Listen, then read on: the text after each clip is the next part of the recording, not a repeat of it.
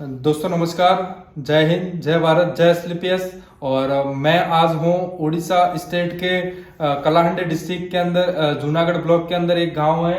केन गांव है यहाँ सन्यासी कुंडा मान रे मुई अच्छे बे आइया के मुई 2-3 मास हेलाना मुई अपन के आइया के से अर्थराइटिस बात लगी प्रोडक्ट दउचे आइया के बे टिक के फरक लागला ना आइया टिक के पाक्या आसन।